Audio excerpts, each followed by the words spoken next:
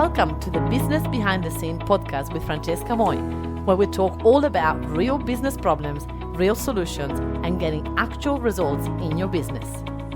All right, we have done now the next part of the aha moment. So I'm going to briefly tell you about me because some of you may not know who I am. So just briefly so that you understand me. If you have noticed, I've got an accent. It's not very noticeable, right?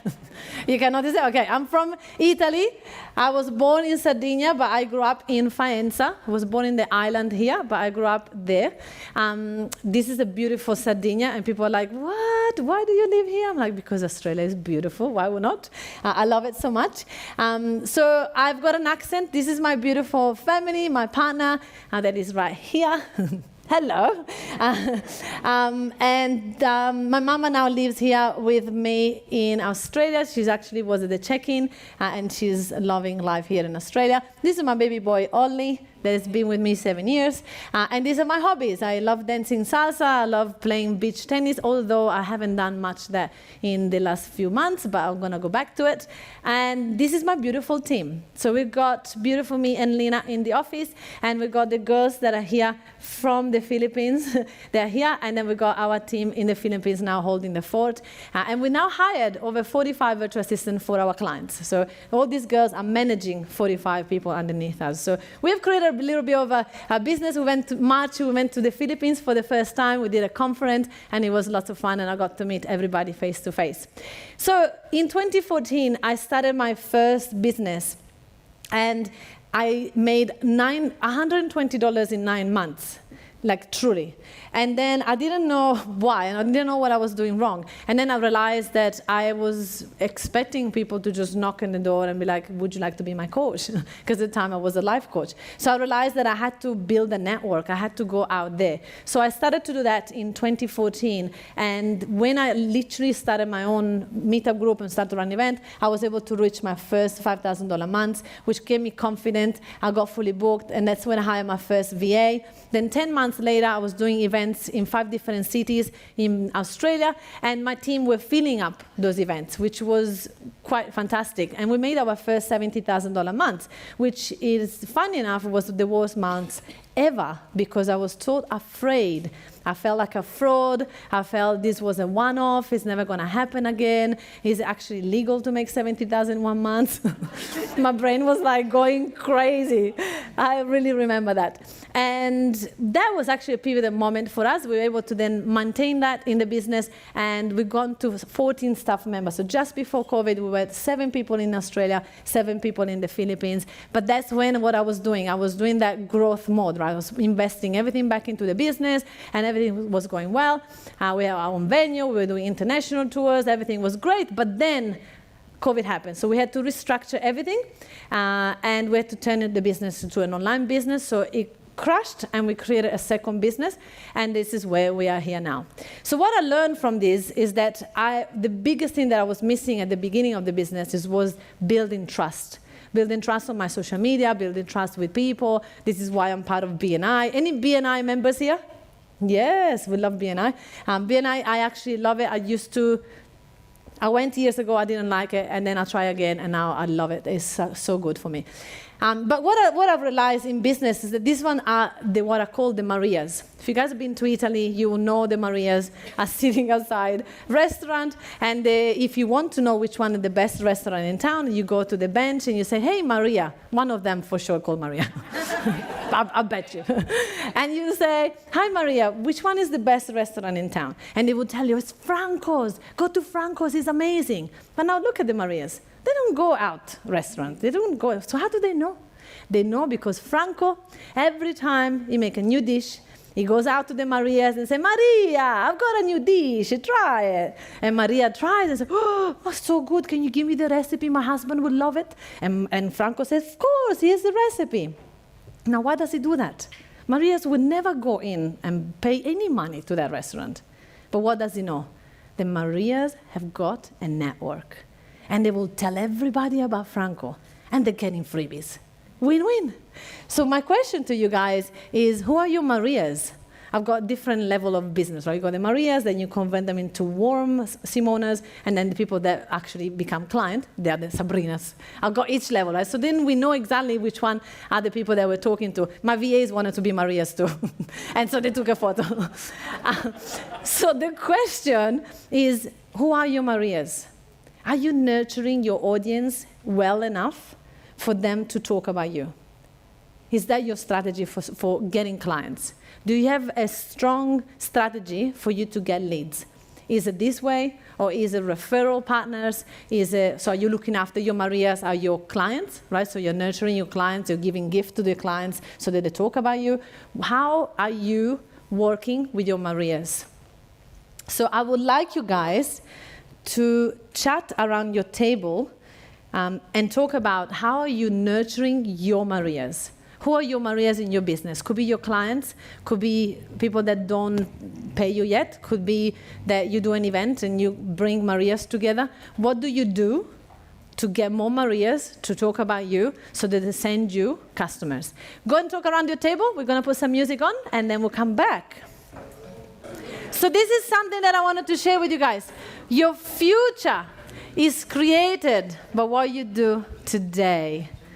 I will talk about the future self. One of my coaches, I think you guys know, I've got lots of coaches. One of them is Brooke Castillo from America, and she's a life coach. And she talks about do it for your future self. And I love that. So when I need to do something, because I'm a creative, right? And I like flow. I like to do things when I want to do things, right? I don't like structure. That's what my brain tells me. So I have mastered to do things for my future self. So when I have to do something that I don't want to do, I'll be like, but my future self will love this, so I'm going to do it. And so I trick my brain that tells me that I don't like to do something by doing it for my future self. And that always works. So what I do today is going to affect tomorrow. And this was a journey for me also in health. About 5 years ago, I got into a health journey that I was not very healthy, and I was being sick all the time, and I didn't enjoy that anymore. And so I decided to change that and do it for my future self. Whatever I do in my 30s is going to work in my 40s, and what I do in my 40s is going to affect my 50s. And so I've got that in my health. I decided to do that in my business. Whatever I do today in the business is going to affect next month.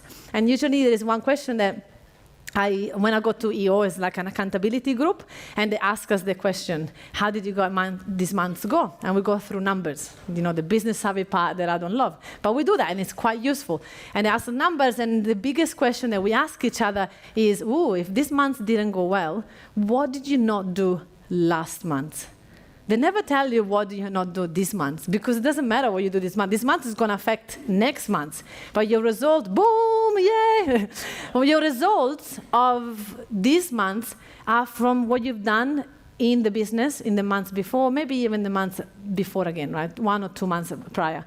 And so I always think about that. I need to do this today that I don't feel like it, because my future self is going to be impacted by this choice. And so one of the things that I want to share with you, if you want to, you can do this. If you don't want to, you can network. You can do whatever you want. But this is what I commit to myself all the time. I put things on social media because it creates momentum. And the more people see that I'm active on my social media, the more they see me, the more my Marias recognize me, the more I pop up in the feed.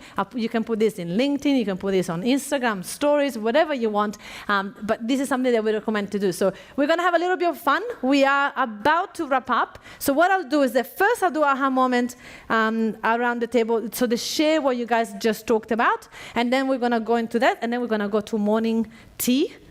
And then we're going to come back with the amazing Joe. So I'm super excited about that. So anybody wants to share? What was your biggest aha moment from this part of the morning? We're wrapping up the morning. Over here, Mike Rana. I need to nurture my Marias. I need to nurture my Marias. Yes, absolutely. I love that. Present. Amazing. Over here, Kylie. There. We got 2 mic runners, huh? Hi, I'm Kylie.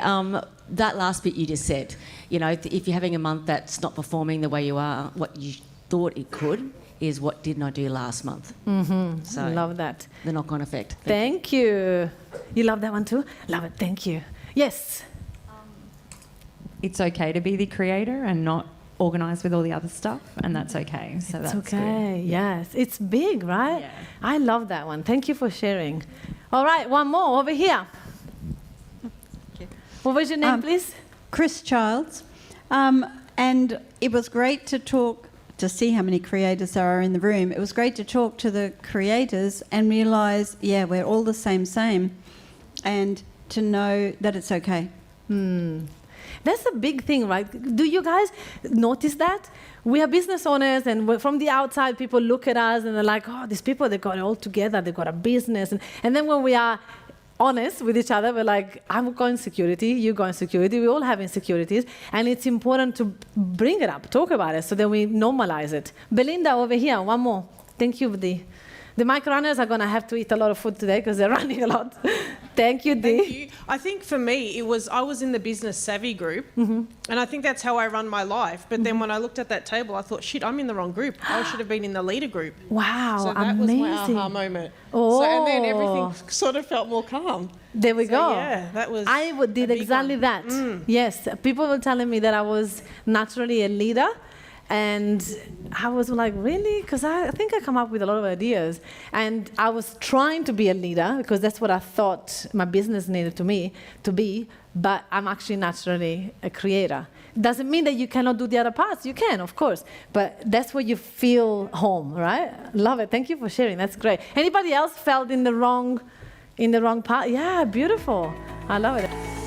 Thank you so much for listening to this amazing podcast. Now, if you enjoyed this, you're definitely going to love my Facebook group where I've got over 11,000 people in it, and they're all business owners successful like you. It's called the Successful Entrepreneur Lounge, and in there I do classes every week, and I get to interview my clients, and I get to teach you all the things that I've done to get my business to 100K plus a month.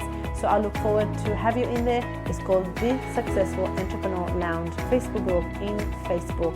I look forward to see you there. Ciao.